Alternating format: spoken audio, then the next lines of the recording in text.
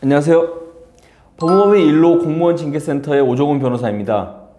성범죄 사건에서 기소유예는 형사 절차에서 선처받을 수 있는 최고의 처분이죠. 그래서인지 한순간의 실수로 성범죄 사건에 연루되신 분들은 검찰 단계에서 기소유예 처분을 받고자 고군분투하십니다. 그러나 내가 만약 신분이 공무원이라면 이야기가 달라지는데요. 오늘은 공무원이 성범죄에 연루되었을 때 기소유예만으로 끝나는지에 대해서 한번 이야기해 보려고 합니다. 오늘 영상이 도움이 되신다면 미리 좋아요, 구독, 알림 설정까지 부탁드리겠습니다. 성범죄의 경우 순간의 실수만으로도 중하게 처벌받을 수 있으며 벌금형 이상의 선고가 되면 그 외에 신상공개 등록 등 보안 처분 또한 피할 수가 없습니다. 많은 분들이 오해하시는 게 벌금형을 선고받는 경우에 돈만 내면 끝난다고 생각하시지만 성범죄의 경우는 다릅니다. 검사의 불기소 처분의 종류 중에서 기소유예 처분이라는 게 있습니다. 기소유예 처분이란 검사가 범죄의 혐의가 있으나 어떤 성격이나 연령, 환경, 범죄의 경중, 범행 후 정황 등을 참작하여서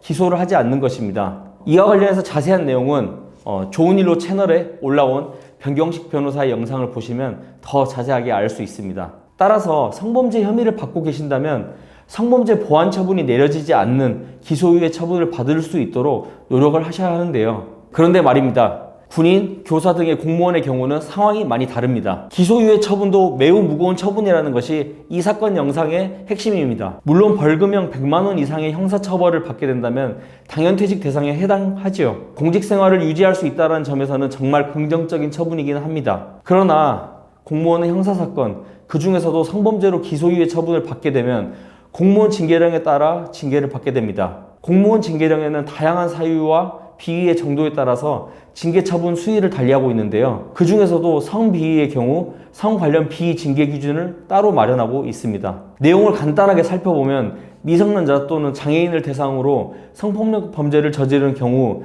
최소 강등에서 파면, 카메라 등 이용 촬영 행위를 한 경우 최소 감봉에서 파면 등 비위의 정도가 심할수록 처분의 수위가 매우 높아지는 것을 알 수 있습니다. 하지만 우리가 일반적으로 알고 있는 강간 또는 강제추행 등의 범죄는 따로 분류하고 있지 않다는 것을 알 수 있을 텐데요.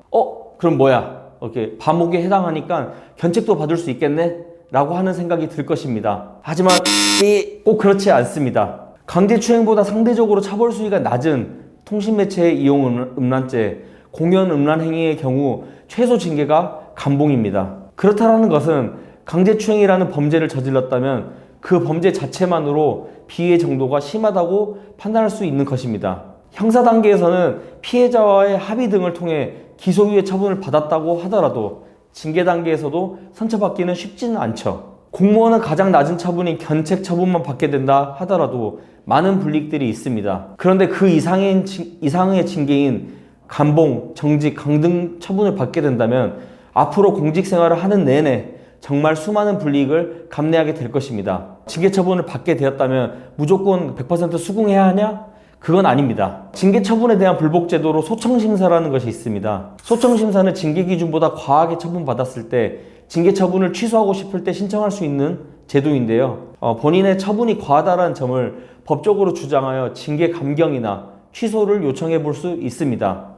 다만 소청심사는 징계 처분서를 송달받은 날로부터 30일 이내에 청구해야 하며 자신이 처분이 과하다, 무효다 하는 것을 입증할 수 있어야 합니다. 따라서 적극적으로 징계 처분을 취소하거나 감경을 희망하시는 경우 소청심사 경험이 많은 변호사님의 도움을 받아서 징계 취소 또는 감경이 필요한 이유에 대해 논리적인 서면을 통해 주장하는 것이 가장 중요합니다. 그런데 이 소청심사에서도 만약 심사 청구가 기각된다면 소청심사에 대한 불복으로 행정소송을 진행하시면 됩니다. 행정소송은 소청심사 결과를 통지받은 날로부터 90일 이내에 제기해야 하며 행정소송은 소청심사와 달리 공무원으로 구성된 위원회에서 판단하는 것이 아니라 행정법원에서 판가름하는 것입니다. 법무법인 일로에서는 공무원 징계 사건을 담당하는 경우 소청심사뿐만 아니라 행정소송까지 대비하여서 최대한 의뢰인이 만족스러운 결과를 이끌어낼 수 있도록 전략을 짜고 있습니다. 오늘도 국민을 위해 봉사하는 공무원 여러분들,